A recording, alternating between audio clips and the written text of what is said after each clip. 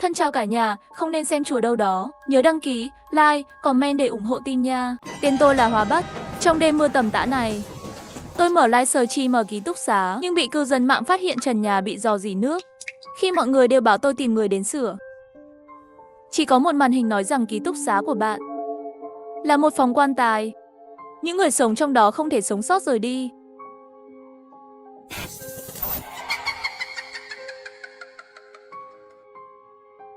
Thời gian là 11 giờ tối. Nhìn thấy màn hình đó, xương sống tôi thở ra một hơi lạnh. Chưa đợi tôi nói, các cư dân mạng khác đã chửi, có nghĩa là gì? Lời nguyền à, nửa đêm nói gì về phòng quan tài? Sợ chết người, người dẫn chương trình nhanh chóng đuổi Adi này ra đi. Đừng để anh ta làm ông nhiễm phòng livestream. Khi tôi đang ngơ ngác, người kia gửi cái thứ hai màn hình có cửa ra và không có cửa sổ. Phong thủy. Tức giận không vào được, chết không ra được. Theo thời gian, không ai trong đó có thể sống sót. Các cư dân mạng khác lập tức mắng chửi mạnh hơn. Bệnh tâm thần, người này, người dẫn chương trình nhanh đá người. Từ khóe mắt tôi nhìn lên trần nhà thấm nước. Cảm giác có gì đó không ổn trong trái tim tôi ngày càng mạnh mẽ hơn. Ký túc xá này của chúng tôi là phòng tiện ích thay đổi. Đúng là phòng duy nhất trong tòa nhà không có cửa sổ. Tôi sống ở đây với 3 người bạn cùng phòng khác. Lúc đầu chúng tôi cũng không vui lắm. Nhưng mấy năm nay trường học mở rộng tuyển sinh, ký túc xá không đủ, chúng tôi cũng chỉ có thể thỏa hiệp. Tôi nhìn vào ID đó. Tên hắn là Hoàng Tiên Nhân. Không phải người hâm mộ quen thuộc của tôi. Nhìn thấy màn hình ngày càng lớn, tôi mở miệng, vị này tên là Hoàng Tiên Nhân. Đừng làm những bài phát biểu bí ẩn trong màn hình. Nếu không tôi sẽ phải đá bạn ra. Gần như giọng tôi vừa rơi xuống, Hoàng Tiên Nhân lại gửi một cái màn hình. Ván gỗ trên đỉnh quan tài là yếu nhất. Sau khi ăn mòn quanh năm sẽ thấm nước vào những ngày mưa. Nếu không các bạn không phải là tầng trên cùng, tại sao trời mưa là trần nhà của bạn bị thấm nước? Tôi sửng sốt. Mặc dù tôi thường livestream trong ký túc xá, nhưng tôi đã không nói với người hâm mộ rằng chúng tôi tầng nào. Hơn nữa mặc dù bên ngoài của thật là đang mưa, nhưng phòng này không có cửa sổ. Cư dân mạng không thể nhìn thấy qua hình ảnh livestream. Màn hình này vừa gửi đi, các cư dân mạng khác im lặng trong thời gian ngắn. Sau đó bắt đầu có người tin hắn. Tôi bắt đầu sợ. Những gì anh ấy nói dường như có chút căn cứ, nhưng rất nhanh có người khác phản bác. Up ID của Sitter Zimmer gần đây về cơ bản đều là mưa. Hoàng Tiên Nhân này hẳn là xạo sự. Tôi nhìn ID của Hoàng Tiên Nhân này, cái lạnh trên lưng ngày càng nặng. Anh ấy đã đúng. Phòng này, chỉ có trời mưa thì trần nhà bị thấm nước. Nhưng chúng tôi rõ ràng không phải là tầng trên cùng. Hơn nữa tôi đã hỏi bạn bè ở phòng ngủ khác rồi, cho dù đó là cùng một tầng hay các tầng khác, phòng của họ đều không có vấn đề này. Thế là tôi tự mở miệng. Bạn nói phòng ngủ của chúng tôi là phòng quan tài. Vậy phòng quan tài có ý nghĩa gì? Vài giây sau, tim tôi đập thình thịch. Có lẽ là vì màn hình với các cư dân mạng khác biệt. Hoàng Tiên Nhân đổi chữ của mình thành màu đỏ. Nhìn trên màn hình rất tin tưởng. Phòng ngủ nữ được làm thành phòng quan tài để chôn cùng 4 người trong ký túc xá của bạn. Một trong số đó đã chết rồi. Đó chính là mộ chủ. 3 người còn lại là sản phẩm. Câu nói này làm cho da đầu tôi kéo căng ra. Tôi quay đầu lại, lặng lẽ nhìn thấy bạn cùng phòng của tôi. Ký túc xá của chúng tôi bị gián đoạn. Mọi người đều là chuyên ngành khác nhau. Lúc này ở khóa văn học là Tiểu Tiểu đang ngồi bên cạnh bàn, vừa lướt video ngắn vừa ăn cơm tối mì gói của cô ta, thỉnh thoảng bật cười. Khoa hóa học Tiểu Lệ đang sơn móng tay cho mình một cách duyên dáng. Phòng ngủ của trường y học Lan Lan vẫn còn ở bên ngoài tự học, không quay lại.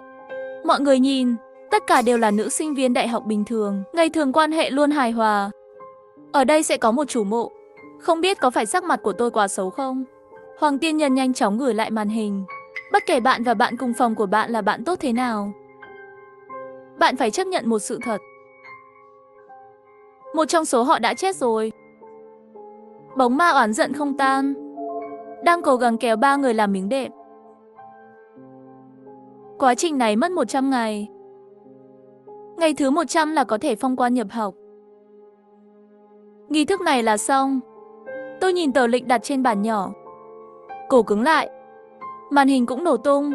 Chờ đã, ngày mùng 1 tháng 9 bắt đầu Ngày đi mai học. không phải là ngày thứ 100 Trong sao? một cuộc thảo luận, màn hình đỏ của Hoàng Tiên Nhân lại xuất hiện. Nếu bạn thực sự bắt đầu học vào ngày mùng 1 tháng 9, vậy tối nay là cơ hội cuối cùng của các bạn. Nếu như tối nay các bạn không tìm ra anh phiêu kia, 3 người kia sẽ chết vào ngày mai. Tay tôi bắt đầu run. Nhưng trong mơ có người hâm mộ đang giúp tôi nói chuyện. Cái gì mà Hoàng Tiên Nhân chứ? Cậu bịa ra chuyện mà lúc nửa đêm là muốn trả thù xã hội sao? Người dẫn chương trình, bạn có muốn ra ngoài hít thở không khí? Nếu ký túc xá của bạn không có cửa sổ thì đúng là không thông gió. Xem sắc mặt của bạn tệ quá. Đi ra ngoài đi. Hoàng Tiên Nhân này, không phải nói không ai trong số các bạn có thể rời đi sao? Miễn là bạn đi xuống cầu thang một vòng, nó sẽ chứng minh anh ta đang nói dối. Tôi cầm điện thoại lên và đứng lên. Chính xác, chỉ cần tôi xuống lầu livestream cho mọi người xem. Tôi đi rồi. Lời nói của anh ta cũng không chính xác. Tâm trí đã quyết định, tôi cầm điện thoại di động vừa livestream vừa đi ra ngoài. Nhưng khi tôi đi ngang qua cửa, phía sau đột nhiên đưa ra một bàn tay, nắm lấy cổ tay tôi. Tay lạnh lắm. Tôi gần như hét lên. Quay đầu lại, tôi có một đôi mắt. Là Tiếu Tiếu, cô ấy vốn xem video ngắn rất mê mẩn. Nhưng khi tôi đi ngang qua, lại nắm lấy tay tôi. Tôi sợ, muộn thế này rồi, bạn làm gì vậy? Mắt cô ấy nhìn tôi như chết. Không biết có phải là tâm lý không? Tôi đột nhiên cảm thấy nụ cười có vẻ lạ hơn bình thường. Cổ họng tôi se lại, cố gắng nuốt nước bọt. Mới mở miệng nói tôi đi ra ngoài dạo một chút. Hắn cau mày. Bây giờ trời mưa to quá, hắn không cho tôi ra ngoài sao? Chẳng lẽ Tiểu Tiểu là anh phiêu? Tuy nhiên, khi tôi đang nghĩ, hắn lại chủ động buông tay ra và đưa một chiếc ông. Bạn mang theo một chiếc ông, nhân tiện đón Lan Lan nhé. Tôi lấy ông, mau ra khỏi cửa phòng ngủ. Tôi chỉ nghĩ Tiểu Tiểu sẽ không để tôi rời đi. Nhưng hắn không ngăn cản, trái tim tôi đập trống. Một ý nghĩ đưa lên. Chẳng lẽ là bởi vì Lan Lan vẫn chưa trở về? Theo lời Hoàng Tiên Nhân, người chủ mộ cần 3 lễ vật, không thể thiếu. Nghĩ đến đây, tôi lấy một chiếc điện thoại khác ra khỏi túi. Đã gửi một tin nhắn cho Lan Lan. Đừng quay lại, nhưng không ai trả lời. Tôi lại gọi điện thoại, hắn cũng không trả lời, chắc là đang trên đường. Quên đi, hay là xuống lầu trước đi. Có lẽ tôi có thể đi đến phòng tự học, chặn hắn trên đường về. Tôi đi qua cả hành lang dài, đến cửa phòng thang máy. Nhưng khi tôi bước vào thang máy, đột nhiên phát hiện cả hai thang máy đều ngừng hoạt động. Trong lòng lạnh buốt, cảm giác xấu ngày càng mạnh mẽ. Tôi đột nhiên phát hiện, hoàn cảnh của tôi rất khác. Trên đường đến thang máy, tôi đi qua hành lang dài. Mặc dù thời gian đã gần 12 giờ rồi, nhưng vào thời điểm này trong ngày thường, trong hành lang rất náo nhiệt. Đi rửa mặt, lấy đồ ăn mang đi, hầu như tất cả đều là người. Nhưng toàn bộ hành lang tôi vừa đi qua, không một ai. Tất cả các cửa ký túc xá đều đóng kín, trong ánh sáng lờ mờ. Tôi cảm thấy chân mình bắt đầu run. Hiện tại trong chiếc điện thoại dùng để livestream đó, màn hình của cư dân mạng càng lướt càng nhiều, đều là giục tôi nhanh xuống lầu. Nhưng điều kỳ lạ là, Hoàng Tiên Nhân vừa rồi không ngừng đánh máy nói chuyện, nhưng không bao giờ xuất hiện nữa. Tôi nhìn về phía cửa thoát hiểm cạnh thang máy. Chúng tôi đang ở tầng 3. Có lẽ chỉ mất 1 phút thôi. Chỉ cần ra khỏi ký túc xá, mọi thứ sẽ ổn thôi. Tôi chạy xuống cầu thang, chuyển phát nhanh bay xuống 2 tầng, có lẽ là quá bối rối. Khi xuống đến tầng cuối cùng, tôi gần như đã bỏ lỡ, bỏ điện thoại ra khỏi tay. Tôi nhanh chóng nhặt nó lên. Cũng may livestream không bị gián đoạn. Tôi đã nói với phòng livestream rồi. Tôi đến tầng 1 rồi, nhưng trong màn hình lại là một khoảng lặng chết chóc. Màn hình của tất cả cư dân mạng dường như đã dừng lại. Vài giây sau mới có mấy cái màn hình bật ra. Nội dung giống hệt nhau. Người dẫn chương trình, bạn nhìn lại nhé. Da đầu tôi đột nhiên nổ tung. Cảm giác có gì đó không ổn đang điên cuồng trào ra trong lòng tôi. Tôi nhìn lại, nổi da gà lập tức nổ tung cả người. Con số phía sau vẫn là 3. Tôi vẫn ở tầng 3. Đây là ma đánh tường sao? Cho đến bây giờ, tôi thực sự nhận ra, không phải tự làm mình sợ, tôi thực sự đã gặp phải những điều mà khoa học không thể giải thích được. Trên màn hình điện thoại, cư dân mạng, bức màn đã bắt đầu được lướt từng mảnh một. Và tôi không thể quan tâm đến những điều này nữa. Nhìn vào màn hình điện thoại, giọng tôi run rẩy. Hoàng Tiên Nhân, con đó không? Không có phản hồi. Hoàng Tiên Nhân không phát ra thêm một cái màn hình nữa. Nỗi tuyệt vọng trong lòng càng ngày càng dày. Tôi đang đứng trong cầu thang trống rỗng và tĩnh mịch. Gọi thiên thiên bất ứng, địa địa bất linh. Tôi không thể ra khỏi ký túc xá này. Tôi không muốn quay lại ký túc xá kỳ lạ đó. Ngay lúc này, dưới lầu đột nhiên truyền đến tiếng bước chân của một người khác. Một chút nữa, gót giày từ từ gõ xuống đất. Nhịp điệu đều, càng ngày càng gần tôi. Tôi ở đó, chân như bị đóng băng, thậm chí không chạy được. Trong bóng tối một bóng người dần dần xuất hiện. Tóc dài mảnh mai. Tôi đã xem, và bóng đen bước tới trước mặt tôi. Đứng đây làm gì? Đối phương thì thầm, tôi tỉnh lại. Cuối cùng cũng nhìn rõ người đến trong ánh sáng mờ ảo này. Là Lan Lan, tôi cử động. Trong số mấy bạn cùng phòng, tôi và Lan có quan hệ tốt nhất. Chị Lan, tôi đã gửi tin nhắn cho bạn và gọi điện thoại rồi. Tại sao bạn không trả lời tôi? Hắn rút điện thoại ra nhìn, tôi đang trên đường. Bên ngoài mưa quá to, tôi không nghe thấy tiếng chuông điện thoại. Bạn bị sao thế? Tôi không nói được. Trong lòng tuyệt vọng và vui mừng. Tuyệt vọng, sự hy sinh cuối cùng đã trở lại. May mắn thay, trong tình huống tuyệt vọng này, cuối cùng tôi cũng có người để dựa vào. Lan Lan luôn thông minh và ổn định.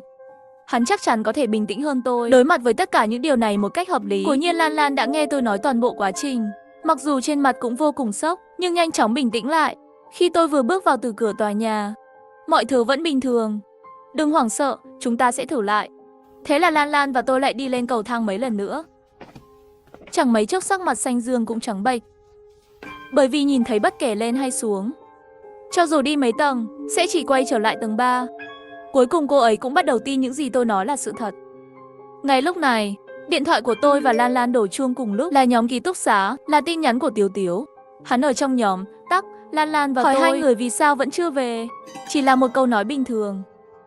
Nó làm tôi nổi da gà. Làm sao đây chị Lan? Tôi thì thầm. Nếu không chúng ta nhảy ra ngoài cửa sổ. Lan Lan lắc đầu vô dụng. Cửa sổ bị phong tỏa. Vang lên. Sinh viên ngày mùng 4 tháng trước đã nhảy lầu tự tử. Rất nhanh. Tất cả các cửa sổ phía trên tầng 2 đều được hàn lại. Nếu là thật, vậy chắc chủ mộ đã phong tỏa mọi lối thoát. Chúng tôi tìm lỗ hổng là vô dụng, chỉ có thể phá vỡ. Lan Lan nắm lấy tay tôi, người tên là Hoàng Tiên Nhân. Không phải tối nay tìm được mộ chủ, chúng ta còn hy vọng sao? Đừng sợ, có chị Lan ở đây, tôi sẽ bảo vệ bạn. Lan Lan nắm tay tôi đi về hướng ký túc xá. Hành lang không có người ở này cùng với cô ta. Dường như cũng không còn đáng sợ nữa. Đẩy cửa ra, trong phòng ngủ đã tắt đèn rồi. Nguồn sáng duy nhất là đèn ngủ trên bàn làm việc. Gặp chúng tôi trở lại, hắn dùng giọng rất nhẹ nhàng nói, các bạn cuối cùng cũng trở về rồi. Giọng nói đó trong bóng tối thật đáng sợ. Tay chân tôi càng ngày càng lạnh. Nghe thấy Lan Lan bên cạnh tôi hỏi Tiểu Lệ đâu. Hắn đã ngủ rồi. Nhỏ giọng nào. Tôi ngẩng đầu lên, quả nhiên nhìn thấy rèm giường của Tiểu Lệ đã được kéo lên một cách hoàn hảo. Chị Lan, bạn về cũng muộn rồi. Mưa to thế này, nếu hai người không quay lại, tôi sẽ chết mất. Vừa vặn là trà gừng tôi mới mua đến rồi, các bạn mau đến nếm thử đi. Lúc trước Tiểu Tiếu thường mua đồ ăn ngon trên mạng, chia cho những người khác trong ký túc xá của chúng tôi. Bình thường tôi ăn rất vui, nhưng lúc này, nhìn vào chất lỏng âm u bốc hơi đó, tôi lại vô cớ bắt đầu buồn nôn. Lan Lan nhìn tôi một cái, đi tới bên cạnh Tiếu Tiếu, nói bằng giọng bình thường không phải là bạn không biết. Không phải lúc nào cũng giảm cân, để tôi thử. Tận dụng công phu này, tôi nhìn xuống màn hình điện thoại, cố gắng tìm Hoàng Tiên trong một màn hình. Chết tiệt. Ra đi. Lúc trước nói vui như vậy, bây giờ biến mất rồi. Giống như ông trời đã nghe lời cầu nguyện của tôi. Vài giây sau, Hoàng Tiên Nhân rốt cuộc lại xuất hiện sao? Có phải không ra được không? Tôi tức quá muốn nôn ra máu. Đánh máy nhanh, bạn nói để tìm chủ mộ. Sau đó thì sao? Đừng để bị chủ mộ chạm vào.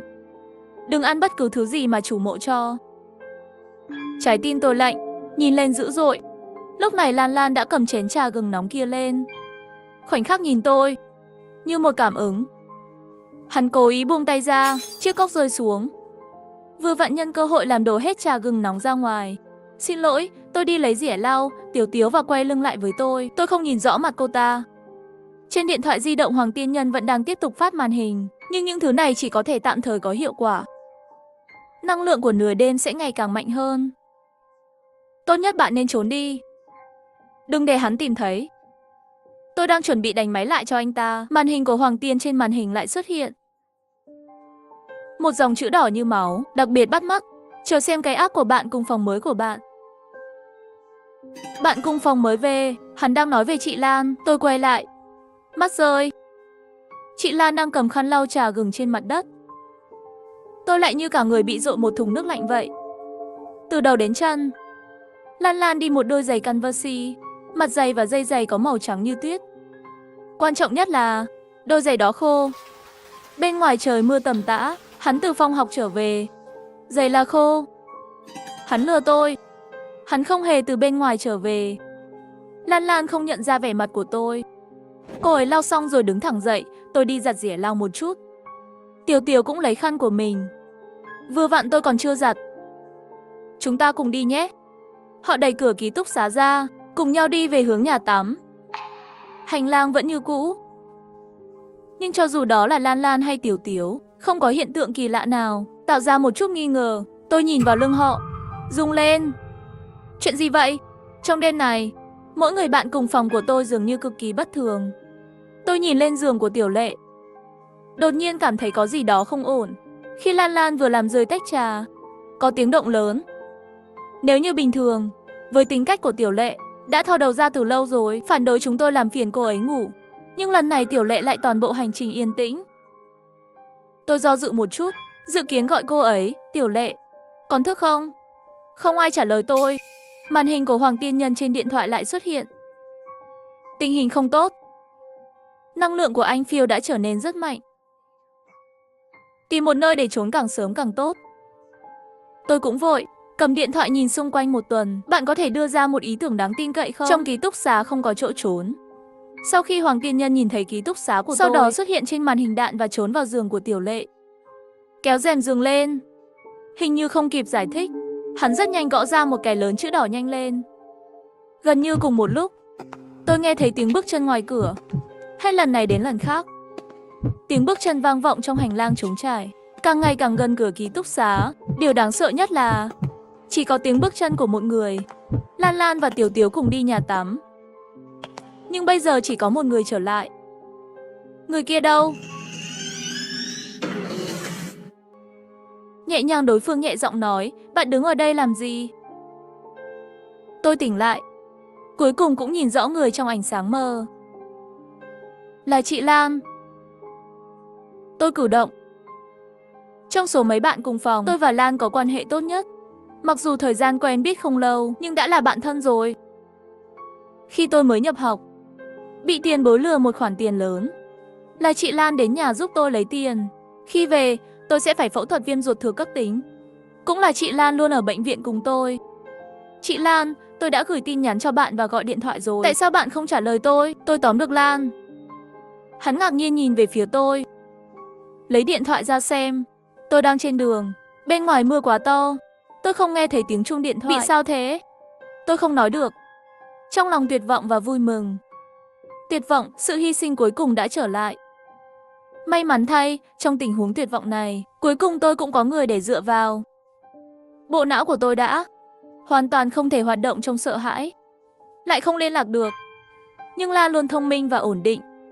Hắn chắc chắn có thể bình tĩnh hơn tôi. Đối mặt với tất cả những điều này một cách hợp lý. Quả nhiên Lan đã nghe tôi nói toàn bộ quá trình. Mặc dù trên mặt cũng vô cùng sốc, nhưng nhanh chóng bình tĩnh lại. Khi tôi vừa bước vào từ cửa tòa nhà, mọi thứ vẫn bình thường. Cô ấy nghĩ, bạn đừng hoảng sợ, hãy thử lại. Thế là Lan và tôi lại đi lên cầu thang mấy lần nữa. Rất nhanh sắc mặt Lan cũng trắng bệch. Cô ấy cứ hỏi tôi có gặp ác mộng không. Bây giờ nhìn thấy bất kể lên hay xuống, cho dù đi mấy tầng, sẽ chỉ quay trở lại tầng 3. Cuối cùng cô ấy cũng bắt đầu tin những gì tôi nói là sự thật. Lan nhíu mày, rơi vào suy nghĩ. Ngay lúc này, WeChat gửi đi một tiếng đinh. Điện thoại của tôi và Lan đổ chuông cùng lúc. Là nhóm ký túc xá. Là tin nhắn của Tiểu Tiểu. Hắn ở trong nhóm, tag Lan và tôi, hỏi hai người vì sao vẫn chưa về. Chỉ là một câu nói bình thường. Nó làm tôi nổi da gà. Làm sao đây chị Lan? Tôi thì thầm, nếu không chúng ta nhảy ra ngoài cửa sổ. Lan lắc đầu không có tác dụng gì. Cửa sổ bị phong tỏa. Vang lên. Tháng trước hình như có học sinh nhảy lầu tự tử. Khi chúng tôi thức dậy và đi học, thi thể đã được lấy đi rồi. Mọi thứ dường như chưa từng xảy ra. Nhưng chẳng bao lâu nữa sẽ có người đến, hàn tất cả các cửa trên tầng 2. Nếu là thật, vậy chủ mộ chắc chắn trong thời gian mấy tháng này chặn tất cả các lối thoát. Chúng tôi tìm lỗ hổng là vô dụng, chỉ có thể phá vỡ. Lan nắm tay tôi. Không phải tối nay tìm được mộ chủ, chúng ta còn hy vọng sao? Đừng sợ, có chị Lan ở đây. Tôi sẽ bảo vệ bạn. Lan nắm tay tôi đi về hướng ký túc xá. Hành lang không có người ở này cùng với cô ta. Dường như cũng không còn đáng sợ nữa. Đẩy cửa ra, trong phòng ngủ đã tắt đèn rồi. Nguồn sáng duy nhất là đèn ngủ nhỏ trên bàn làm việc của Tiếu Tiếu. Gặp chúng tôi trở lại, hắn quay đầu lại. Kính mắt khúc xạ ánh sáng. Các bạn đã về. Hắn nói bằng giọng rất nhẹ nhàng. Giọng nói đó trong bóng tối thật đáng sợ. Tay chân tôi càng ngày càng lạnh. Nghe thấy Lan hỏi Tiểu Lệ. Đã ngủ rồi? Hạ giọng nào? Tiếu Tiếu giơ ngón trỏ lên môi. Một cử chỉ để ám hiệu. Tôi ngẩng đầu lên, quả nhiên nhìn thấy rèm giường của Tiểu Lệ đã được kéo lên một cách hoàn hảo. Chị Lan, bạn về muộn quá, trời mưa to quá. Nếu hai người không quay lại, tôi sẽ chết mất. Tiếu Tiếu nói nhỏ. Sao hai người đều đứng ở cửa không vào? Chai gừng tôi mới mua đã về hàng rồi, mau đến nếm thử đi. Trước đây Tiếu Tiếu thường mua đồ ăn ngon trên mạng, chia cho những người khác trong ký túc xá của chúng tôi. Bình thường tôi ăn rất vui, nhưng lúc này, nhìn vào chất lỏng âm u bốc hơi đó, tôi lại vô cớ bắt đầu buồn nôn. Lan nhìn tôi một cái, nhẹ nhàng lắc đầu. Tôi hiểu ý cô ấy, là để tôi đừng làm kinh động Tiếu Tiếu. Không phải bạn không biết đang giảm cân sao? Lan nói bằng giọng bình thường. Đi tới bên cạnh Tiếu Tiếu, để tôi thử. Tận dụng công phu này, tôi nhìn xuống màn hình điện thoại, cố gắng tìm Hoàng Tiên Nhân trong một màn hình. Con mẹ nó, bạn ra ngoài đi. Lúc trước nói vui như vậy, bây giờ biến mất rồi. Giống như ông trời đã nghe lời cầu nguyện của tôi. Vài giây sau, Hoàng Tiên Nhân rốt cuộc lại xuất hiện. Tôi vừa ra khỏi cửa, sao vậy, có phải không ra được không? Hắn chọc tôi muốn nôn ra máu. Lấy điện thoại khác và gõ vào bản ghi nhớ. Sau đó giơ lên trước ống kính. Bạn nói muốn tìm chủ nhân ngôi mộ, sau đó thì sao? Đừng bị chủ mộ chạm vào, đừng ăn bất cứ thứ gì mà chủ mộ cho. Trái tim tôi lạnh, nhìn lên dữ dội. Chị Lan đã cầm chén trà gừng nóng kia lên rồi. Khoảnh khắc nhìn tôi, như một cảm ứng. Hắn cố ý buông tay ra, tách trà rơi xuống. Lan hẳn là cũng không có ý định uống thật. Bây giờ hợp tác với tôi để gọi cô ấy, vừa vặn nhân cơ hội làm đổ hết trà gừng nóng ra ngoài. Xin lỗi, tôi sẽ đi lấy vải. Lan lập tức lấy tấm vải ở góc tường đến đây. Tiếu Tiếu quay lưng lại với tôi không nhìn rõ mặt cô ta. Trên điện thoại di động Hoàng Tiên Nhân vẫn đang gửi màn hình. Nhưng những thứ này chỉ có thể tạm thời có hiệu quả. Năng lượng của người chủ mộ lúc nửa đêm sẽ ngày càng mạnh hơn. Tốt nhất bạn nên trốn đi, đừng để bị chủ mộ tìm thấy. Tôi sắp mất rồi. Ký túc xá nữ sinh viên đại học tổng cộng chỉ có chỗ lớn như vậy một chút. Một người sống lớn như tôi có thể trốn ở đâu? Tôi đang chuẩn bị tiếp tục đánh máy trong bản ghi nhớ. Màn hình đạn của Hoàng Tiên Nhân trên màn hình lại xuất hiện. Một dòng chữ đỏ như máu, đặc biệt bắt mắt. Chờ xem đôi giày của bạn cùng phòng mới của bạn. Bạn cùng phòng mới về. Hắn đang nói về chị Lan. Tôi quay đầu lại. Mắt rơi. Chị Lan đang cầm dỉa lau cúi xuống lau sàn. Cảm nhận ánh mắt của tôi. Cô ấy im lặng nhìn tôi một cái. Là ánh mắt an ủi quen thuộc. Bảo tôi đừng hoảng sợ. Tôi lại như cả người bị dội một thùng nước lạnh vậy. Từ đầu đến chân, Lan đi một đôi giày Converse. Mặt giày và dây giày có màu trắng như tuyết. Quan trọng nhất là đôi giày đó khô. Bên ngoài trời mưa tầm tã, hắn từ phòng học trở về. Giày là khô. Hắn lừa tôi. Hắn không hề từ bên ngoài trở về. Lan không nhận ra vẻ mặt của tôi. Cúi xuống và kéo mình thẳng dậy. Tôi sẽ đi rửa vải. Tiếu Tiếu từ trên kệ lấy khăn tắm và bàn chải đánh răng. Vừa lúc tôi chưa rửa mặt. Chúng ta cùng đi nhé. Họ đẩy cửa ký túc xá ra, cùng nhau đi về hướng nhà vệ sinh. Hành lang vẫn là một mảnh tĩnh mịch, cái nhìn của cô đơn, nhưng dù là Lan hay Tiếu Tiếu, không có gì về hiện tượng kỳ lạ này tạo ra một chút nghi ngờ. Họ kề vai sát cánh, im lặng đi về hướng nhà vệ sinh. Tôi nhìn vào lưng họ, rung lên. Chuyện gì vậy? Trong đêm này, mỗi người bạn cùng phòng của tôi dường như cực kỳ bất thường. Mỗi hành xáo của Tiếu Tiếu đều có vẻ kỳ lạ. Người tôi tin tưởng nhất, Lan, cũng đang nói dối tôi. Đối với người bạn cùng phòng cuối cùng, tôi nhìn lên giường của Tiểu Lệ. Đột nhiên cảm thấy có gì đó không ổn. Khi Lan làm rơi tách trà, có tiếng động lớn. Nếu như bình thường, với tính cách của Tiểu Lệ, đã thò đầu ra từ lâu rồi, phản đối chúng tôi làm phiền cô ấy ngủ. Nhưng lần này toàn bộ yên tĩnh. Tôi do dự một chút, gọi cô ấy. Không ai trả lời tôi. Màn hình của Hoàng Tiên Nhân trên điện thoại lại xuất hiện. Tình hình không tốt. Năng lượng của chủ mộ đã trở nên rất mạnh. Tìm một nơi để trốn càng sớm càng tốt. Tôi cũng vội cầm điện thoại di động quét một vòng trong ký túc xá. Bạn có thể đưa ra một ý tưởng đáng tin cậy không? Trong ký túc xá không có chỗ trốn. Cái này chật hẹp, ký túc xá đặt 4 cái lên giường xuống bàn. Ngoài ra còn có 4 tủ. Nhưng tủ rất nhỏ, ngay cả một đứa trẻ 6 tuổi cũng không thể trốn được. Hoàng Tiên Nhân nhìn quanh một vòng theo ống kính của tôi. Sau đó nhanh chóng đánh máy, trốn vào giường của Tiểu Lệ. Kéo rèm giường lên. Hình như không kịp giải thích, hắn rất nhanh gõ ra một cái lớn chữ đỏ nhanh lên. Thật ra không cần Hoàng Tiên Nhân thúc giục tôi nữa, bởi vì gần như cùng một lúc, tôi nghe thấy tiếng bước chân ngoài cửa. Hết lần này đến lần khác, tiếng bước chân vang vọng trong hành lang trống trải, càng ngày càng gần cửa ký túc xá. Điều đáng sợ nhất là chỉ có tiếng bước chân của một người. Lan và Tiếu Tiếu cùng nhau đi nhà vệ sinh. Nhưng bây giờ chỉ có một người trở lại. Người kia đâu? Tôi không dám nghĩ. Con người khi cực kỳ sợ hãi sẽ bùng nổ tiềm năng to lớn. Gần như ngay lập tức, tôi đã nhảy xuống bậc thang, lên giường Tiểu Lệ. Nhanh chóng kéo rèm cửa ra và nằm vào, lại kéo khóa kéo lên cực nhanh. Trong bóng tối, Tiểu Lệ nằm quay lưng về phía tôi, cả người nằm trong chăn giường như ngủ rất sâu. Bên ngoài, tiếng bước chân kia còn đang nghĩ không nhẹ không nặng. Tôi sợ Tiểu Lệ đột nhiên tỉnh dậy, tìm thấy tôi trên giường cô ấy sẽ hét lên, thì thầm gọi hắn. Dậy đi, Tiểu Lệ không trả lời tôi. Tôi đành phải kéo cô ta thật mạnh, lật cô ta lại. Giây tiếp theo, tôi đối mặt với một khuôn mặt tan vỡ. Tiểu Lệ bị tôi kéo lật lại. Trên chiếc giường hẹp, chúng tôi nằm đối mặt. Mặt dính lại, không biết là não hay máu. Hộp sọ sụp xuống trên mặt, như một con búp bê bị hỏng. Và chỉ là trong hốc mắt trống rỗng không có nhãn cầu, 2 dòng máu và nước mắt nhìn chằm chằm vào tôi không chớp mắt. Tiểu Lệ dường như còn hơi thở cuối cùng. Hắn mở miệng, cổ họng không thể phát ra bất kỳ âm thanh nào, chỉ có 2 đôi môi mở và đóng lại so với một hình dạng miệng. Tôi nhận ra cái miệng đó. Cô ấy nói, chạy đi. Chạy đi. Gần như cùng một lúc, cửa ký túc xá đã được mở. Tiếng phụ nữ kêu lên.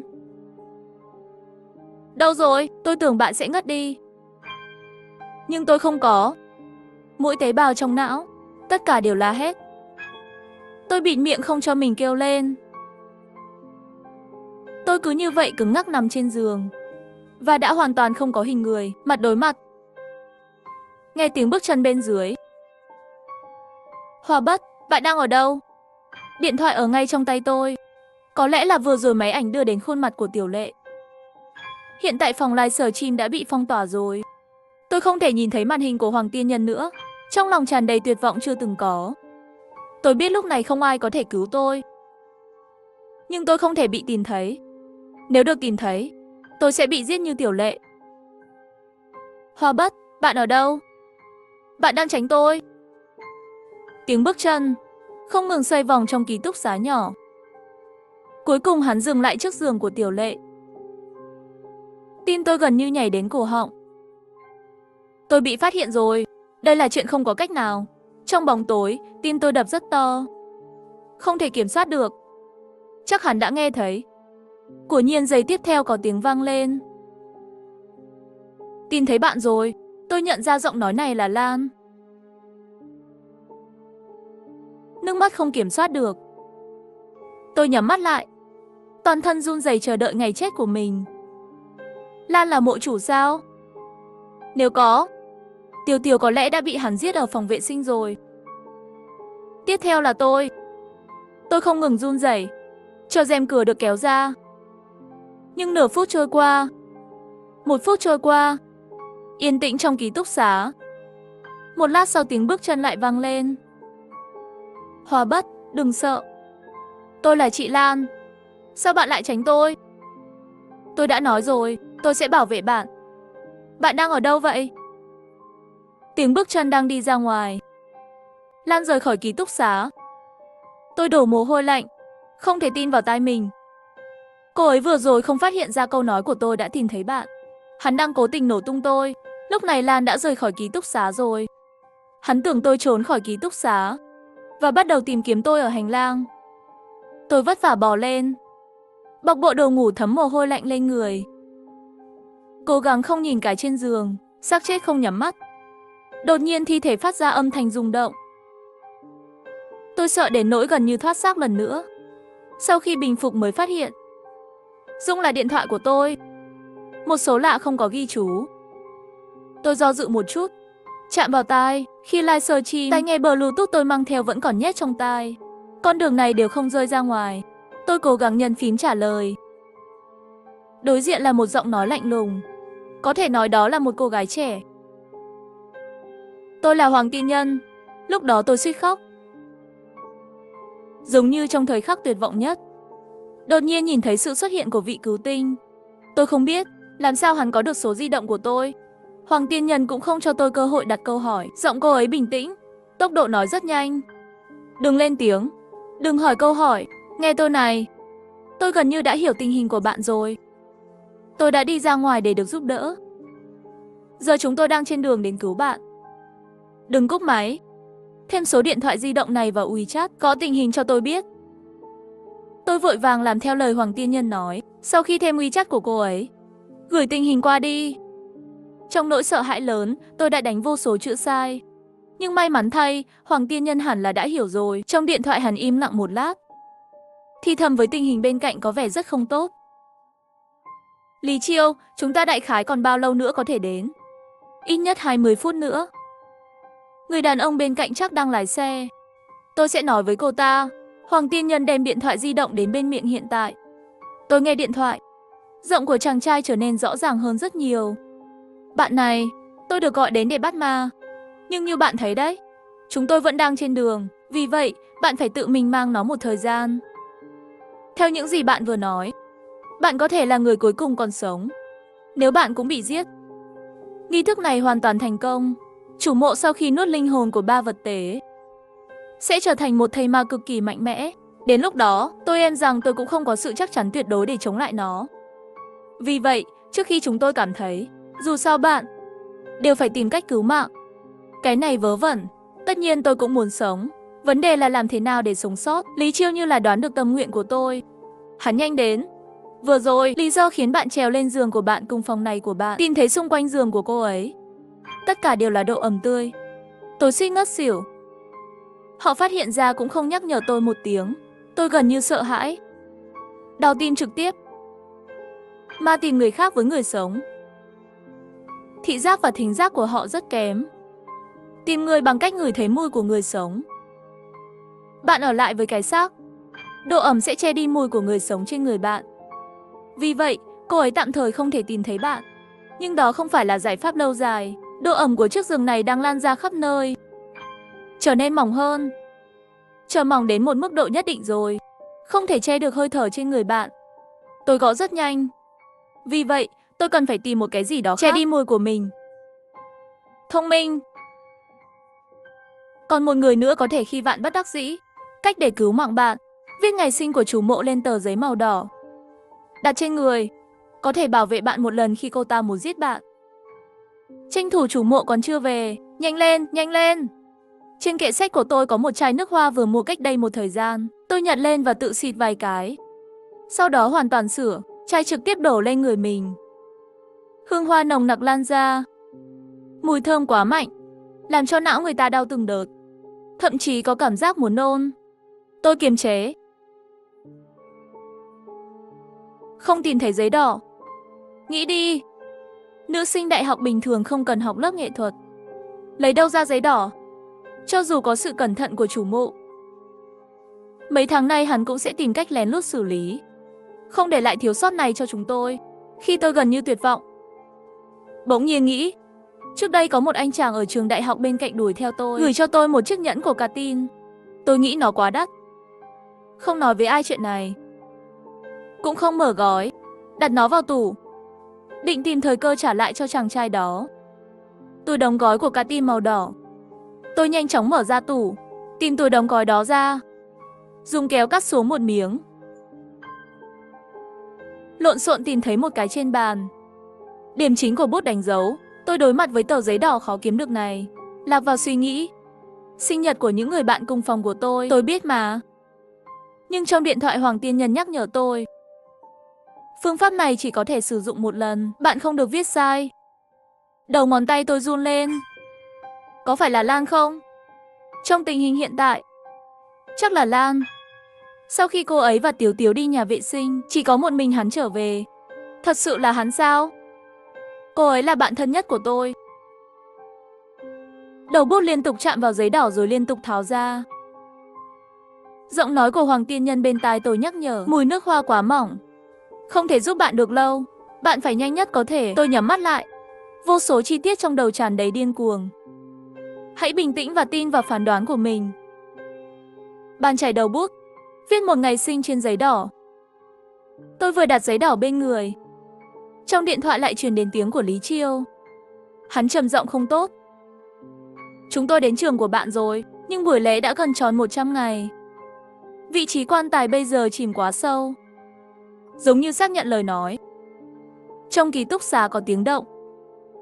Tí tách, tôi ngẩng đầu lên. Nước rơi từ trần nhà. Nhỏ giọt trên mặt tôi. Trần nhà này đã bị nước thấm hoàn toàn. Những giọt nước đó rơi càng ngày càng nhanh. Dường như sắp thành sông. Chìm toàn bộ phòng ngủ của chúng tôi. Nghi thức này sắp xong rồi. Nghe tôi này, đừng hoảng sợ. Kéo linh hồn tôi gần như sắp ra khỏi vỏ bọc. Kết giới của thi sát bây giờ hình thành quá dày. Giống như quan tài chìm sâu trong đất. Đào từ trên xuống dưới mất nhiều thời gian. Nhưng tất cả những nơi không đóng cửa là lỗ khí của quan tài này. Lỗ khí là chỗ yếu nhất. Nếu bạn có thể đem hồn của mục chủ dẫn đến nơi đối diện với cửa sổ, Lý Chiêu là có thể đánh vào miệng không khí ở bên ngoài. Nên bây giờ bạn không thể trốn trong ký túc xá nữa. Một mặt, ký túc xá bị đóng cửa. Nếu chủ nhân ngôi mộ lại vào, bạn không thể chạy trốn. Mặt khác, chỉ có ở hành lang, bạn mới có cơ hội dẫn cô ta đến cửa sổ. Tôi đẩy cửa ký túc xá ra. Không có tiếng bước chân. Trong hành lang im lặng. Tôi ngập ngừng bước ra khỏi ký túc xá, đi về phía trước vài bước. Đột nhiên một giọng nói vang lên sau lưng tôi. Hoa Bất tôi đột nhiên quay đầu lại. Một đôi mắt. Lan để tóc. Trong bóng tối, đồng tử của hắn vừa tối vừa to, như thể muốn lấp đầy toàn bộ hốc mắt. Hắn chỉ im lặng nhìn tôi. Giọng điệu. Bạn có sợ tôi không? Trái tim tôi gần như nhảy ra khỏi cổ họng. Vô thức quay người chạy. Tôi chạy hết cỡ. Tiếng bước chân phía sau càng ngày càng gần. Cuối cùng, khi chúng tôi băng qua góc hành lang, tôi ở lại với Hoàng Tiên Nhân. Thủ thuật điện thoại di động họ gọi. Bật nhạc chuông của điện thoại khác lên. Ném đi. Điện thoại di động xuống đất, trượt ra như một quả bóng bowling. Nhạc chuông đẹp và kỳ lạ trong đêm. Giây tiếp theo tôi trốn vào phòng quan sát bên cạnh. Đóng chặt cửa lại. Tiếng bước chân chậm rãi đi qua cửa, đi theo hướng chuông điện thoại di động. Tôi thường thở ra một hơi, quay lại và dựa vào cửa. Và tôi thấy một khuôn mặt. Tiểu Tiểu đứng sau lưng tôi. Cả hai chúng tôi đều mở miệng cùng một lúc, đồng thời cũng nhận ra không thể hét lên, bóp âm thanh trở về. Tiểu Tiểu che miệng, hỏi tôi bên ngoài có chuyện gì vậy. Tôi không nói chuyện, nhìn hắn. Tiểu Tiểu. Mắt vỡ một nửa, một miếng lớn trong phòng trên trán. Vết thương vẫn đang chảy ra ngoài. Tôi cũng ra hiệu hỏi cô ta bạn bị sao vậy. Hắn giơ điện thoại lên đánh máy cho tôi. Chị Lan đi cùng tôi để đi nhà vệ sinh. Tôi đang rửa mặt. Hắn đột nhiên tấn công tôi. Chắc là tôi bị ngất rồi. Tôi vừa mới thức dậy khi bạn bước vào. Chuyện gì vậy? Chị Lan có phải là kẻ giết người hàng loạt không? Tôi mở miệng. Không biết phải nói gì. Cuối cùng chỉ có thể vô lực lắc đầu. Hắn tưởng là tôi không tin vội vàng đánh máy nói bạn tin tôi. Trước đây tôi nghĩ chị Lan có vấn đề, có thứ gì đó tốt trên bộ đồ phòng thí nghiệm của cô ta. Tôi hỏi cô ta nói đó là chuột thí nghiệm. Làm sao chuột trắng có thể có nhiều máu như vậy? Tôi nghĩ đó chắc chắn là máu người. Tôi đã để mắt đến cô ta, bạn đã báo cảnh sát chưa? Hắn lắc đầu tiếp tục đánh máy, tôi nào dám. Tôi đang nghĩ đến việc thuê một căn nhà bên ngoài trước. Khi Lan không tìm thấy tôi sẽ gọi cảnh sát. Hắn thấy mặt tôi lạnh lắm, vội vàng xin lỗi, Hoa Bất. Tôi không có ý giấu các bạn. Tôi chỉ sợ thôi. Sợ hắn trả thù tôi. Hoa Bất, bây giờ phải làm sao đây? Lan vẫn còn trong ký túc xá. Tôi cắn răng, lùi lại một bước, thì thầm, Lan đã chết rồi. Tiếu Tiếu che miệng lại, mở to mắt. Hắn run lên. Vậy chúng ta phải làm gì? Ngay lúc này, cửa phòng vệ sinh phía sau chúng tôi bị gõ 3 lần. Đồng hồ. Giang. Giang. Sau đó âm thanh yếu ớt ở ngoài cửa vang lên, Hoa Bất. Tôi vào đây. Sắc mặt tôi và Tiếu Tiếu lập tức trở nên trắng bệch. Tiếu Tiếu run rẩy đến kéo tôi, bị tôi đẩy ra. Với tiếng khóc. Tôi sai rồi. Tôi biết tôi không nên không nhắc nhở các bạn. Nhưng bây giờ tôi mắng cô ta đừng nói nhảm nữa. Nhanh tìm vật để giữ cửa lại. Chúng ta sẽ lấy những gì chúng ta có thể tìm thấy trong phòng ngủ. Tất cả đều bị kẹt ở cửa. Lý Chiêu vừa nói với tôi, phòng quan tài này có tính chất đặc biệt. Chỉ cần ở trong không gian này, cho dù là người hay ma, tất cả đều tồn tại dưới dạng vật chất. Nói cách khác, ma ở bên trong cũng tuân theo quy luật vật lý. Không thể đi qua bức tường như phim kinh dị, hoặc bay vào qua khe cửa. Nhưng cửa bị đập mạnh từ bên ngoài. Khóa cửa của Thái Hòa Kim phát ra âm thanh quá tải. Nhìn thấy nó nứt. Đúng vậy, lời dặn dò vừa rồi là mặc dù ma cũng tuân theo quy luật vật lý, nhưng trong bóng tối, cả về thể lực và tốc độ, tốt hơn người nhiều lắm. Ngay sau đó, Lan đã đâm vào cánh cửa thứ hai bên ngoài. Lần này tấm cửa bị nứt trực tiếp. Một bàn tay cắm vào trong tấm cửa vỡ. Mảnh gỗ vỡ vụn làm chảy máu bàn tay đó. Nhưng cô ấy dường như không cảm thấy đau. Trái tay xé, tấm cửa lập tức có một cái trực tiếp bị hắn xé xuống. Trong cái lỗ lớn lộ ra, tôi nhìn thấy khuôn mặt của Lan. Đó là một khuôn mặt trắng bệch, đen tóc dài, váy trắng dây trắng. Tôi chợt nhớ ra, bộ đồ này còn là quà sinh nhật tôi tặng cô ấy. Lúc đó cô ấy ôm hộp quà, nhẹ nhàng nói với tôi, Hoa Bất, cảm ơn, đây là lần đầu tiên tôi nhận được quà sinh nhật. Giờ này, Lan dùng giọng điệu nhẹ nhàng nói, Hoa Bất, có phải bất kể tôi nói gì không, bạn sẽ không bao giờ tin tôi nữa. Tôi nhìn vào mắt cô ấy. Sâu trong tâm trí, gần như muốn nổ tung nỗi đau thông thường. Tôi chợt nhớ ra. Nhớ lại một số kỷ niệm cố ý quên. Sáng sớm hôm đó, tôi nằm trên giường, bị đánh thức bởi một tiếng động nhỏ. Tôi mở mắt ra. Lan đang đi ngang qua giường của tôi. Tôi nhẹ giọng hỏi chị Lan. Sao thế? Hắn lắc đầu. Giọng nói nhẹ nhàng như mọi khi. Ngủ ngon đi. Hắn đi rồi. Sau khi cánh cửa đóng lại, trong ký túc xá trở lại yên tĩnh. Tôi không ngủ được nữa. Tôi đi ra hành lang, muốn hít thở không khí trong lành. Đột nhiên thấy có gì đó màu trắng rơi xuống. Lúc đó là 4 giờ sáng, khuôn viên trường vẫn hoàn toàn yên tĩnh. Tôi bình tĩnh hồi lâu mới thò đầu ra. Tôi đã thấy chị Lan. Cô ấy nằm giữa sân, chân tay và cổ đều vặn vẹo. Ở một góc độ kỳ lạ, thân thể của cô ta làm trung tâm vòng tròn chậm rãi lan ra. Tôi tự nhủ, điều đó không đúng. Đây chỉ là một cơn ác mộng. Thế là tôi về ký túc xá, lên giường. Bên tai vang lên tiếng nói của Lan, bạn ngủ ngon đi. Tôi lại ngủ một giấc dài. Khi tỉnh lại, chị Lan đã về rồi. Cô ấy vẫn mặc cái váy trắng đẹp đó. Yên lặng và dịu dàng mỉm cười với tôi, thức dậy muộn như vậy. Sắc mặt khó coi quá, ác mộng. Tôi gật đầu mù quáng trong nụ cười của cô ấy. Ác mộng. Cũng may chỉ là một giấc mơ, thì ra là như vậy. Hóa ra chị Lan đã chết từ lâu rồi, chỉ là tôi vẫn không muốn chấp nhận thôi. Cô gái nhảy lầu tự tử tháng trước chính là cô ta. Và hồn ma của cô ấy đã trở lại phòng quan tài này. Cứ ở bên cạnh tôi.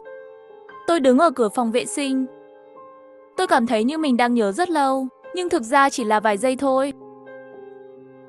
Bên cạnh Tiểu Tiểu khóc lóc hỏi tôi Hòa Bất. Phải làm sao? Chúng ta chạy đi đâu? Tôi ngơ ra, nắm lấy lòng bàn tay của chính mình, buộc bản thân phải lý trí. Trong tai nghe là giọng nói của Hoàng Tiên Nhân, đừng để ý. Dẫn chủ mộ đến cửa sổ theo kế hoạch. Đây là cơ hội cuối cùng của bạn. Tôi hít một hơi thật sâu, lùi lại một bước, thì thầm vào trong.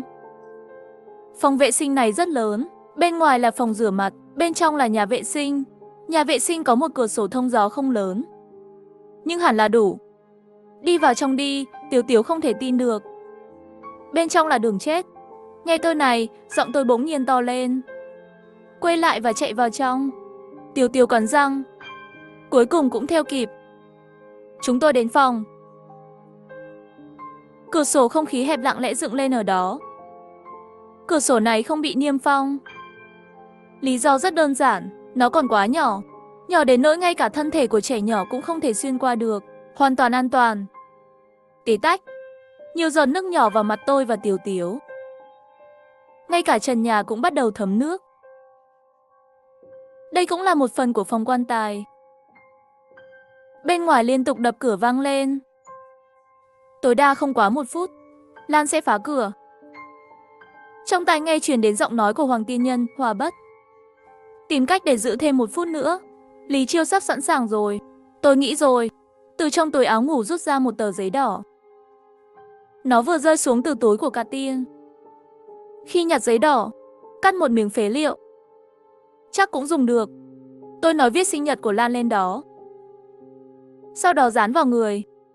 Tiểu Tiểu sửng sốt, nhưng hắn không hỏi nhiều, cầm cây bút trong tay tôi. Sinh nhật chị Lan là ngày mấy? Ngày 28 tháng 10. Viết ra ngày này. Đặt nó vào. Hòa Bất, bạn viết cũng là sinh nhật này sao? Được rồi. Tiểu Tiểu gật đầu. Giống như ảo giác của tôi. Hắn thở phào nhẹ nhõm. Khoảnh khắc đó, tôi hình như nhìn thấy khóe miệng của hắn có một nụ cười. Đột nhiên Tiểu Tiểu hét lên phía sau tôi. Lan, tôi mạnh mẽ quay lại. Giây tiếp theo, một bàn tay xuyên qua ngực tôi. Phía trước trống rỗng, không ai cả. Tiếng gõ cửa vẫn tiếp tục vang lên. Lan vẫn chưa vào. Người đưa tay vào cơ thể tôi là Tiểu Tiểu. Tôi cúi đầu xuống, trong ánh sáng mờ. Trên cánh tay đó có vô số vết hoen tử thi đáng sợ. Hắn ở bên cạnh tôi. Nó không ngờ tới phải không?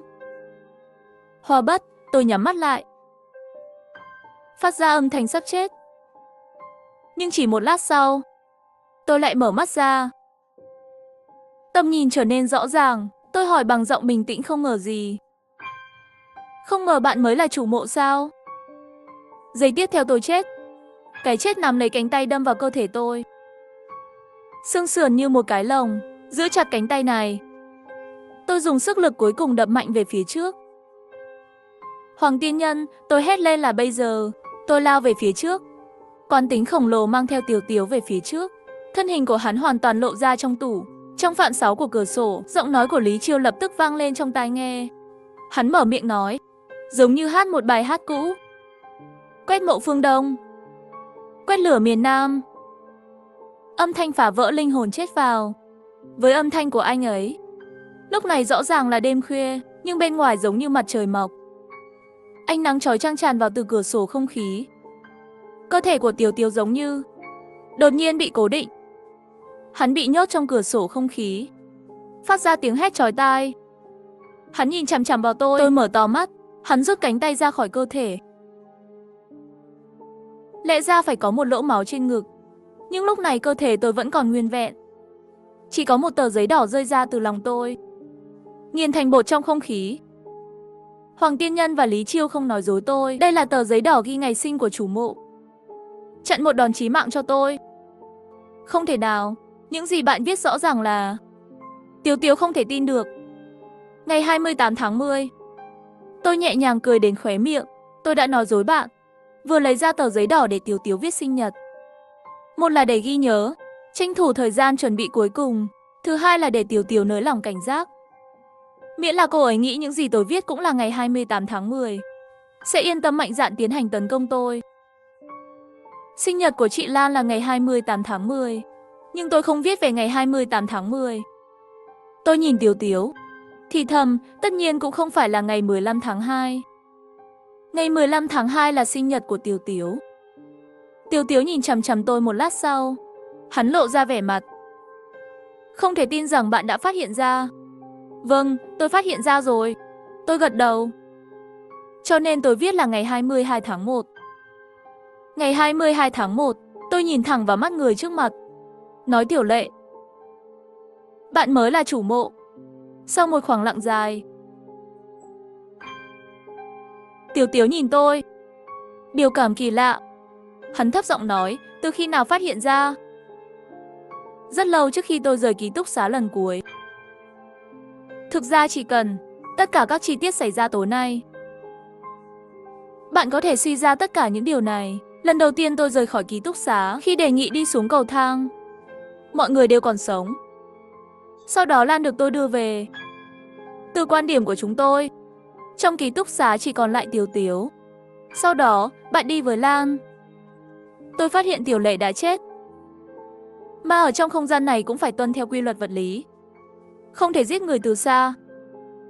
Vậy, toàn bộ hành trình chưa từng một mình với Tiểu Lệ. Không có chuyện giết chết Lan. Cho nên hắn không phải chủ mộ. Tiểu Tiểu ủ rũ nhìn về phía tôi. Không nói gì. Tất nhiên, tính đến thời điểm này, kết luận trong lòng tôi đều là Tiểu Tiểu chính là chủ mộ. Nhưng ngay khi tôi muốn viết về Tiểu Tiểu, khoảnh khắc trước sinh nhật, tôi chợt nghĩ, nếu chủ mộ đã tốn nhiều tâm sức như vậy để thiết lập cục này, vậy thì cô ta nhất định sẽ tìm cách tránh tất cả những điểm yếu của bạn. Giấy đỏ viết sinh nhật chuyện này nếu bên ngoài biết, vậy thì rất có thể cô ta cũng biết. Trong trường hợp đó, thay đổi suy nghĩ một chút, nếu tôi là chủ ngôi mộ, tôi nhất định sẽ tìm cách đem thân phận thật của tôi ra, trốn đến phút cuối cùng. Cách tốt nhất để che giấu danh tính của bạn là gì? Đó là để bản thân xuất hiện như một người khác. Như vậy, cho dù có người biết được cách viết ngày sinh trên giấy đỏ, viết sinh nhật cũng sẽ sai. Như tôi, chỉ thiếu một chút là sẽ viết sinh nhật của Tiểu Tiểu lên. May là sau khi nghĩ đến chuyện này tôi để lại thêm một tâm nhãn.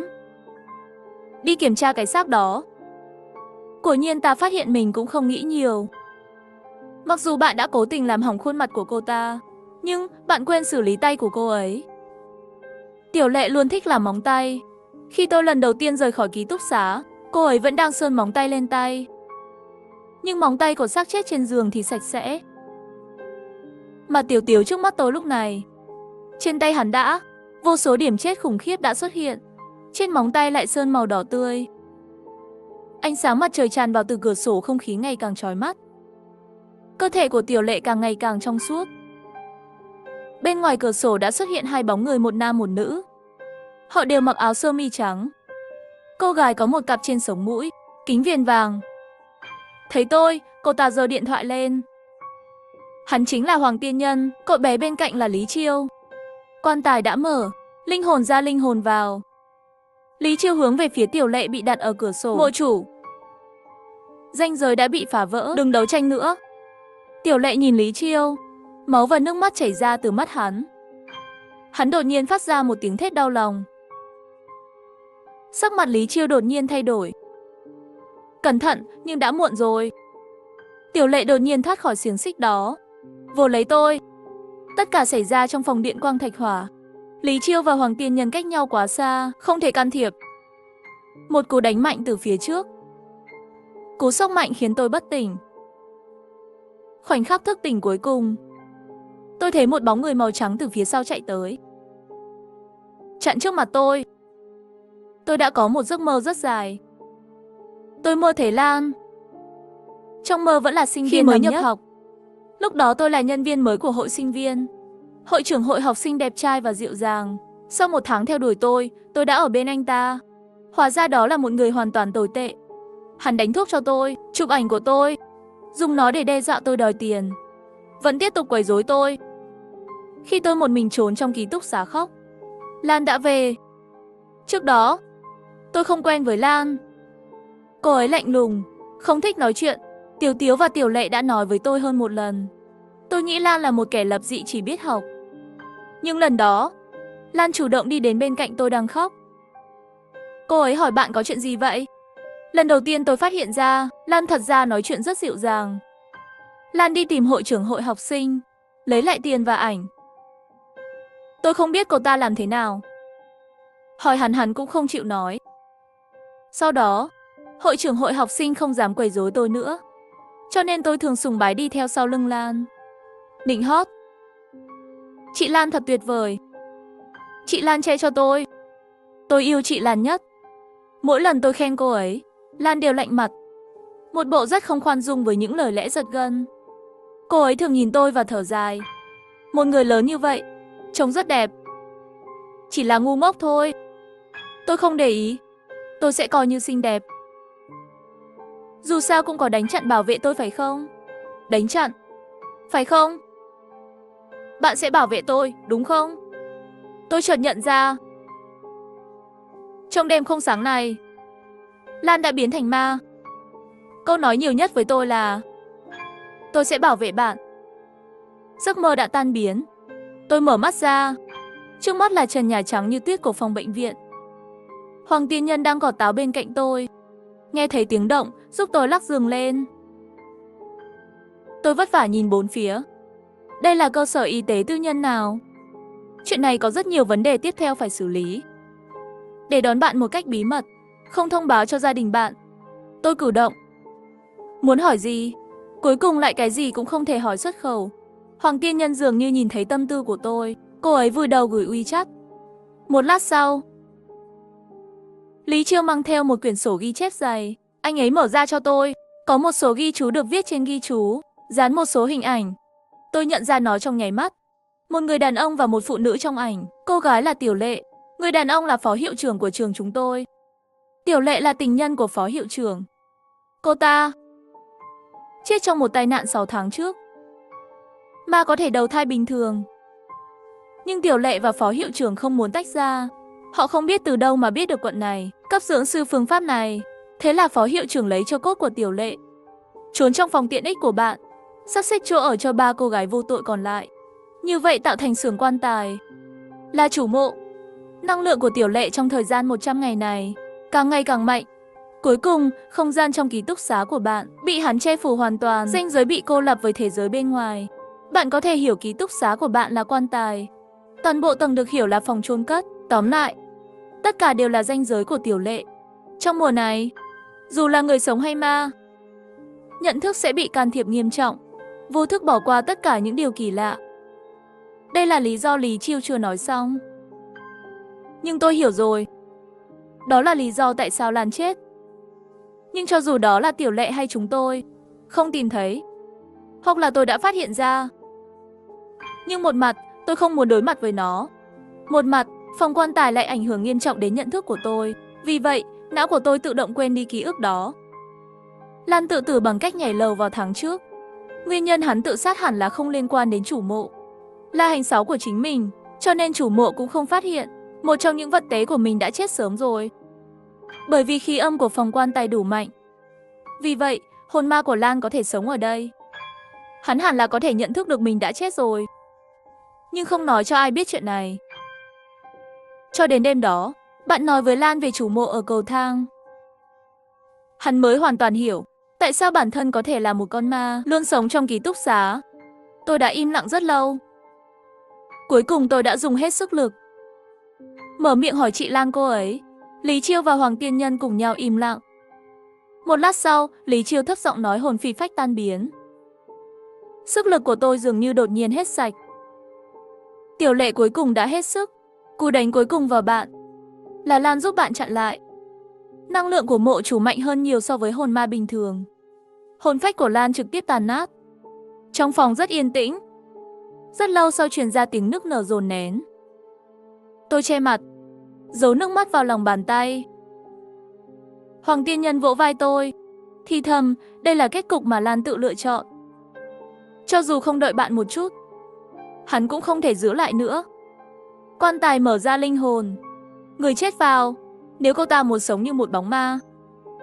Vậy thì cô ta nên giúp Tiểu Lệ giữ phòng quan tài. Nhưng hắn không có, hắn đã phản bội. Chọn giúp bạn. Từ giây phút đó, hắn đã chọn được kết cục của mình. Hoa Bất, chắc hẳn cô ấy muốn bạn tiếp tục sống tốt. Hoàng Tiên Nhân từng nghĩ đến việc cứu Lan. Hắn là tốc hồn nhân. Một thời gian có thể ngủ lại, một cái có thể phong tỏa linh hồn. Nhưng vô dụng rồi. Người truy hồn chỉ có thể phong tỏa linh hồn hoàn chỉnh. Mà hồn phách của Lan sau khi ngăn được một đòn của Tiểu Lệ đã bị hỏng rồi. Như địa điểm cũ của Phát Thúy. Chỉ cần một cái chạm nhẹ sẽ tiêu tan. Thế là họ chỉ có thể trơ mắt nhìn hắn biến mất.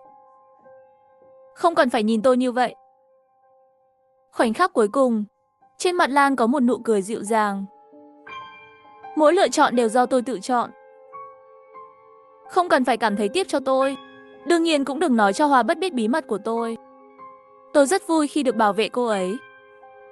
Vào giây phút cuối cùng trước khi tan biến, Lan nhìn bầu trời thì thầm. Sao sáng quá. Hoàng Tiên Nhân và Lý Chiêu cùng nhau ngẩng đầu nhìn. Không có gì trên bầu trời. Chờ họ cúi đầu, Lan đã biến mất. Linh hồn bay theo gió, biến mất dưới bầu trời sắp bình minh. Lan sinh ra ở một ngôi làng nhỏ trên núi. Mẹ chết sớm, bố cưới mẹ kế. Sinh em gái. Nhà nghèo. Năm cô ấy tốt nghiệp trung học cơ sở, đã thi số 1 trong quận. Trường trung học của tỉnh sẵn sàng tuyển cô ta vào lớp tên lửa. Nhưng mẹ kế đã giúp cô ta từ chối. Mẹ kế nói nhà mình nghèo, không đủ tiền học phí. Mẹ kế còn nói chuyện với cô ta là lão già độc thân ở làng bên cạnh. 3 người chết trước mặt lão độc thân, vợ đang lấy tiền ra mua người thứ tư. Lan biết bố và mẹ kế muốn để lại tiền cho em gái. Cho nên cô ấy không thể đi học, chỉ có thể sớm lấy lão độc thân, rồi chết sớm. Em gái không biết gì cả. Nó còn nhỏ, được nuông chiều lớn lên, kỳ nghỉ hè cũng không dừng lại, kéo Lan đi bơi trong hồ chứa. Tai nạn xảy ra đột ngột. Chân em gái bị chuột rút. Cô ấy vẫy tay trong hồ chứa. Hắn gọi chị gái cứu em. Lan là muốn cứu em gái. Hắn nhanh chóng cởi quần áo xuống nước. Nhưng khoảnh khắc đó, bóng tối ở đâu đó trong cơ thể đột nhiên xuất hiện. Nếu em gái không còn nữa, hắn sẽ không bị bán. Lan bơi chậm lại rồi. Em gái chết đuối. Hồ chứa mỗi năm, về cơ bản sẽ chết đuối một vài đứa trẻ bơi lội. Gia đình đau lòng. Người ngoài ngoài thở dài, sau đó nói với con cái của bạn nhiều hơn. Thực ra sẽ không nhớ bố đâu. Khi mẹ biết được tin tức, lên xe chạy đến bệnh viện ở quận Lỵ. Do lái xe quá nhanh nên xảy ra tai nạn. Bố cô ấy chết ngay tại chỗ. Mẹ kế ở bệnh viện cấp cứu 3 ngày không cứu được. Lan như vậy trở thành cô nhi. Một mình hắn làm xong tất cả đám tang. Trong đêm tối, Lan lặng lẽ nói với 3 bức ảnh trong lòng. Tôi là một kẻ giết người. Lan có tất cả tiền trong nhà, nhưng đủ để hắn vào đại học. Cứ như vậy, Lan đã có kết quả tốt nhất trên đường đi. Đi học xong trung học rồi đi học đại học. Đi học đại học là lần đầu tiên cô ấy rời khỏi nhà. Bạn cùng phòng đều đến từ thành phố lớn. Hắn không hiểu những gì họ nói. Mọi người đều không thích hắn chỉ có một mình. May mà hắn đã quen rồi. Dù sao từ nhỏ chưa từng được yêu, cho nên sống như vậy cũng có thể sống được. Quan hệ trong phòng ngủ thật ra không tốt. Trong tên của mọi người có giỏi nói chuyện phiếm. Chỉ có kẻ ngốc tên là Hoa Bất sẽ cảm thấy quan hệ ký túc xá rất hài hòa. Đó là một cô gái hoàn toàn trái ngược với Lan. Hướng ngoại tốt bụng, lòng can đảm nhỏ bé, tâm trí đơn giản. Mỗi ngày làm cho mình xinh đẹp là vui vẻ. Khi gặp Gián, sẽ khóc lóc, trốn sau lưng cô ta. Bộ dáng đó khiến Lan nhớ đến em gái mình. Lan phải giúp Hoa Bất đánh chết con Gián. Loại chuyện nhỏ nhặt này lại mở ra sự sùng bái.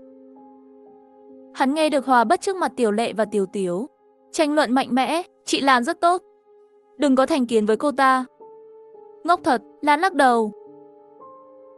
Trong lòng có cảm giác vừa chua vừa ấm. Cảm giác này đã thao túng hắn, làm cho cô ta mềm mại một mình. Khi khóc, không làm ngơ. Cô ấy hỏi bạn có chuyện gì vậy? Bong bóng nước mũi Hoa Bất khóc đều chảy ra. Từ từ, Câu chuyện bị hội trưởng hội sinh viên lừa tiền lừa xác, đã nói rồi. Chán thật. Trên thế giới này không bao giờ thiếu phụ nữ ngốc. Lan căn bản không muốn quan tâm, nhưng không thể giải thích được. Khi hắn thấy hội học sinh sẽ tìm một người đi vào trong hẻm, hắn xui xẻo đi lên. Lấy lại tiền thật sự là một việc đơn giản. Loại này bình thường nam sinh viên đại học, dù có hào quang thế nào đi nữa, thực ra cũng chỉ là một cái vỏ rỗng của sức chịu đựng nữ sắc. Lan không giống nhau, hắn thật sự là người đã gánh 3 mạng người. Lan ném số tiền muốn trả lại cho Hoa Bất. Hoa Bất rất ngạc nhiên. Phản ứng của hắn là muốn đưa số tiền này cho Lan. Trên thế giới sao có thể có người ngốc như vậy? Lan rất im lặng. Hắn không muốn. Hoa Bất kéo cô ta đến tủ đặc biệt. Tiền muốn trả lại. Mua cho Lan một bộ quần áo, váy trắng dây trắng, giá hàng nghìn. Lan nhìn một cái rồi sợ hãi muốn ném ra ngoài. Đắt quá. Hắn chặn Hoa Bất không cho hắn đi thanh toán. Hoa Bất là thoát khỏi hắn. Chị Lan, chị không biết chị mặc cái này đẹp thế nào đâu. Tôi tuyên bố bạn là đại lưu Diệp Phi. Dù sao sinh nhật của bạn cũng sắp đến rồi. Đây có phải là món quà sinh nhật tôi tặng bạn không? Trước đó, Lan chưa bao giờ cảm thấy mình xinh đẹp. Bố mẹ chỉ biết gọi cô ta là mất tiền. Chưa bao giờ có sinh nhật. Đây là trong cuộc đời hắn, món quà sinh nhật đầu tiên nhận được. Nhưng khổ nạn của nhân gian là vô tận. Sẽ không vì có chút màu sắc tươi sáng mà thay đổi tốt hơn. Như người thầy của cô ấy, không biết bao nhiêu lần đi cầu xin anh ấy. Khi mở giấy chứng nhận thực tập, thể hiện nụ cười tục tĩu. Hắn chỉ vào đùi mình muốn tốt nghiệp. Vậy ngồi lên đi. Và sinh nhật Hoa Bất sắp đến rồi. Lan cũng muốn tặng quà sinh nhật cho cô ấy. Hắn không có tiền, đến quán bar làm việc bán thời gian. Kết quả lại gặp được hội trưởng hội học sinh kia. Hắn uống quá nhiều rồi, lần đầu không sợ hắn. Sau khi cô ấy tan làm, chặn cô ta trong một con hẻm không có người. Thật kinh tởm, Lan bề ngoài là học bá, nhưng bí mật làm việc bán thời gian ở đây. Bạn nói Hoa Bất biết sẽ nghĩ gì? Chị gái tốt nhất của cô ấy là một kỹ nữ. Người đàn ông đó say khướt đến gần Lan. Chú ơi, sao mặt xấu thế? Đột nhiên anh ta cười. Tôi hiểu rồi, bạn không phải thích Hoa Bất ấy chứ? Thật kinh tởm, thật kinh tởm. Tôi sẽ kể cho cô ta nghe chuyện kinh tởm này. Khi Lan phản ứng lại, cái chai trong tay hắn đã bị vỡ ở phía sau đầu của hội trưởng hội sinh viên rồi. Người đàn ông ngã xuống như một cái bao tải rách. Lan ngơ ngác nghĩ, đây là sinh mạng thứ tư trên lưng tôi. Camera trong con hẻm đó đã bị hỏng từ lâu rồi. Lan đã xử lý xác của hội trưởng hội học sinh. Hắn là sinh viên y khoa, có một số lợi thế trong lĩnh vực này, chỉ là quần áo bảo hộ dính máu thôi. Bị Tiểu Lệ nhìn thấy trước khi xử lý xong. Nhìn thấy thì nhìn thấy đi. Lan nghĩ, hắn biết sớm muộn gì mình cũng sẽ bị tìm thấy. Trước đó, có thể làm những gì muốn làm là được rồi. Lan đã gửi tin nhắn cho người cố vấn của mình. Hẹn anh ta gặp ở bờ sông, chờ sư phụ của hắn hào hứng đến. Lan đã chuẩn bị từ lâu rồi, biến anh ta thành một xác chết hợp lý. Mê mông thứ 5. Khi trở lại trường học, Ngô Lan nhìn thấy xe cảnh sát. Cảnh sát đang tìm người để thẩm vấn khắp trường. Họ đang điều tra về hội trưởng hội sinh viên. Trở về phòng ngủ, Hoa Bất chạy tới đây. Hắn đưa cho Lan một cái túi nặng. Chị Lan, lấy cái này đi. Trong túi nặng, nhẹ nhàng lấy tất cả tiền mặt bạn có thể rút. Lấy hết ra rồi. Lan hơi ngạc nhiên. Bạn biết gì? Hoa Bất lắc đầu. Tôi không biết gì cả. Chị Lan, chị đi đi. Thật ra Lan nghĩ tới cái đêm phải đi. Hắn nằm trên giường suy nghĩ rất nhiều. Cảnh sát sẽ tìm ra hắn. Họ sẽ hỏi động cơ. Vậy thì có lẽ sớm muộn gì cũng sẽ phát hiện ra chuyện Hoa Bất. Những vết sẹo bụi bặm đó sẽ được mở ra một lần nữa. Hoa Bất bị chụp ảnh, sẽ được đưa ra làm bằng chứng vụ án một lần nữa. Lan không muốn như vậy. Hắn đã hứa sẽ bảo vệ hắn. Huống chi đi thì có thể đi đâu. Tận cùng trái đất sẽ được tìm thấy. Sáng sớm hôm đó, Lan nhẹ nhàng khéo léo ra khỏi cửa. Hoa Bất bị hắn đánh thức. Hắn mơ hồ hỏi chị Lan có chuyện gì vậy. Lan nhẹ nhàng nói không có gì. Ngủ ngon đi. Đây là lời tạm biệt cuối cùng. Lan lên mái nhà. Mọi chuyện kết thúc ở đây đi. Ngày đó, Lan mặc váy trắng Hoa Bất tặng cô, rơi như một con chim trắng cánh gãy. Nhiều năm sau, Hoa Bất đã tốt nghiệp.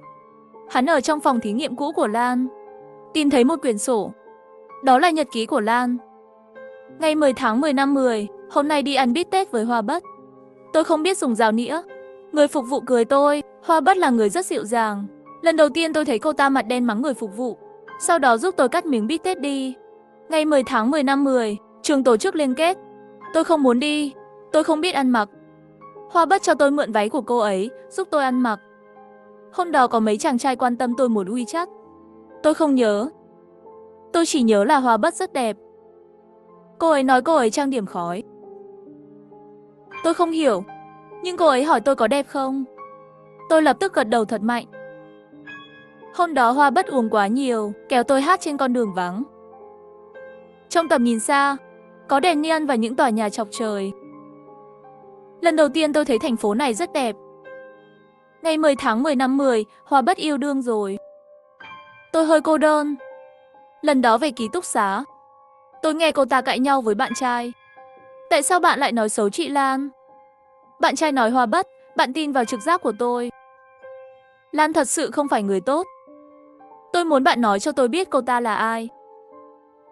Tôi không có mắt, không có tai, vẫn không có não.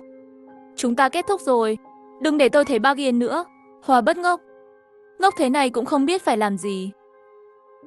Ngày 10 tháng 10 năm 10, Hoa Bất nói chúng ta muốn làm bạn cả đời. Thật sự được không? Thối giữa, dơ bẩn như tôi. Và sạch sẽ và xinh đẹp bạn. Có thể làm bạn cả đời không? Đừng hứa với tôi. Tôi sẽ nghiêm túc. Ngày 10 tháng 10 năm 10, sinh nhật tôi. Hoa Bất bảo tôi thực hiện một điều ước. Tôi nói, hy vọng có cơ hội mang Hoa Bất về quê hương tôi. Ở đó rất rách nát, nhưng có thể nhìn thấy những ngôi sao không thể nhìn thấy trong thành phố. Những ngôi sao sáng, những ngôi sao thật đẹp. Con người ở trong bóng tối cực độ. Có thể nhìn thấy các vì sao, bạn sẽ cảm thấy mọi thứ không tệ như vậy. Hoa Bất không hiểu ẩn dụ của tôi. Hắn bất cần nói đây là cái gì nguyện vọng. Chờ kỳ nghỉ rồi, chúng ta có thể đi bất cứ lúc nào. Mùa hè năm đó, Hoàng Tiên Nhân và Lý Chiêu vừa gặp phải Hoa Bất. Hắn cùng một nhóm người đi bộ đường dài đi du lịch trên núi, gặp hai người đi làm. Năm chào hỏi họ cùng nhau uống bia. Vẫn là hình dáng của hạt dẻ cười. Hắn không chủ động nhắc đến chuyện cũ, cho nên Hoàng Tiên Nhân và Lý Chiêu cũng không mở miệng. Hôm đó trời nắng. Họ ngồi trên núi, nhìn bầu trời đêm vô tận. Có rất nhiều ngôi sao lớn treo trên bầu trời. Nhẹ nhàng ngẩng đầu lên, ánh sao chiếu trên mặt hắn. Thật là một ngôi sao sáng. Hắn bỗng nhiên khóc. Xong cái tiếp theo còn tuyệt vời hơn.